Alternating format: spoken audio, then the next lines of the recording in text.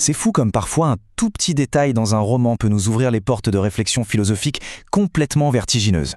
Aujourd'hui, on va voir comment un simple brin de paille, tiré d'un livre d'un prix Nobel, nous plonge au cœur d'un débat immense sur le droit, la morale et la survie.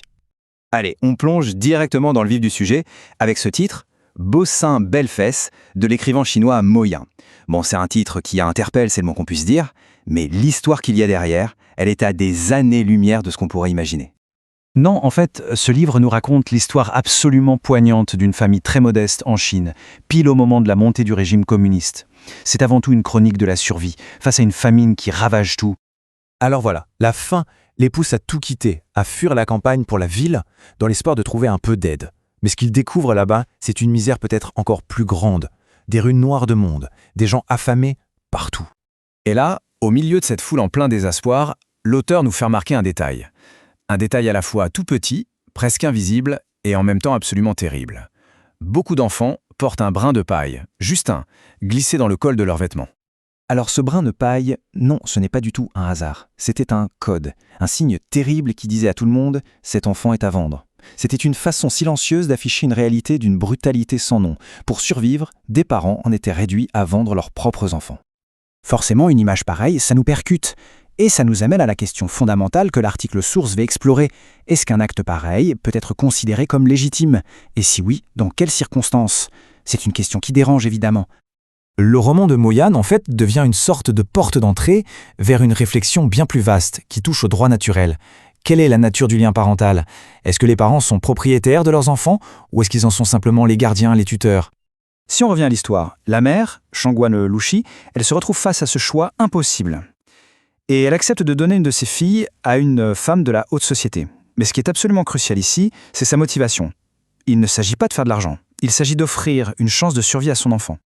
Et ces mots, ils sont d'une clarté terrible. Ils révèlent tout.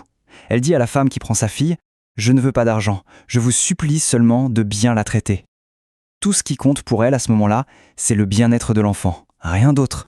Alors, pour essayer de démêler tout ça, l'article qu'on décortique aujourd'hui se tourne vers un cadre philosophique bien précis, celui du penseur libertarien Murray Rothbard.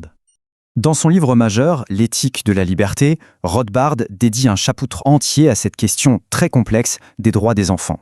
Et autant dire que sa position, elle n'a pas manqué de faire des vagues. Alors, voilà le cœur de son argument. Selon Rothbard, un parent n'a pas le droit d'agresser son enfant, ça c'est la base. Mais, et c'est là que ça devient contre-intuitif, il ne devrait pas non plus avoir d'obligation légale de le nourrir ou de l'éduquer, parce que ça reviendrait à le forcer, à le contraindre dans ses propres droits. Ok, donc pour que ce soit bien clair, dans la vision de Rothbard, il y a une interdiction formelle d'agression. Par contre, il n'y a pas d'obligation légale de fournir des soins. Pourquoi? Parce que forcer un parent à faire quelque chose, même nourrir son enfant, serait une violation de ses droits individuels.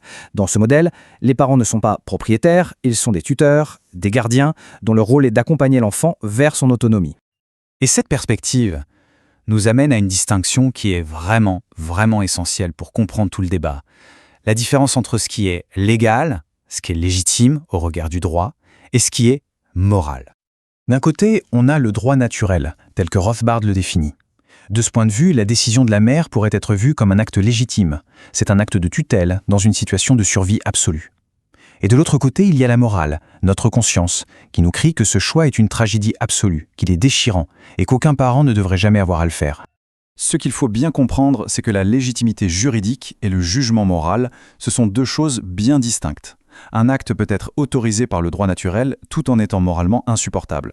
Et laisser à la mère la possibilité de faire ce choix, c'est peut-être aussi reconnaître qu'elle est la seule à pouvoir juger dans une situation aussi désespérée.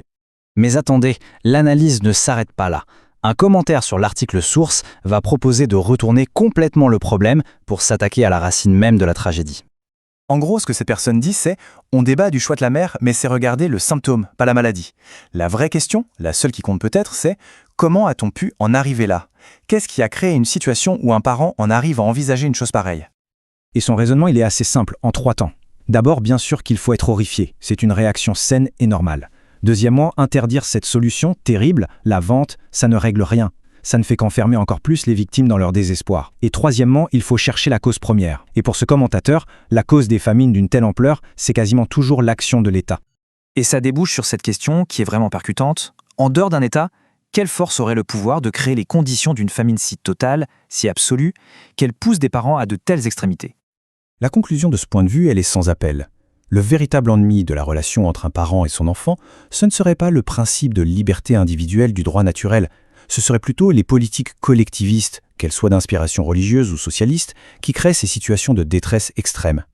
On va donc se quitter sur cette question qui reste grande ouverte, entre le droit d'une personne à prendre des décisions désespérées pour sa propre survie et le devoir d'une société de protéger ses membres les plus fragiles.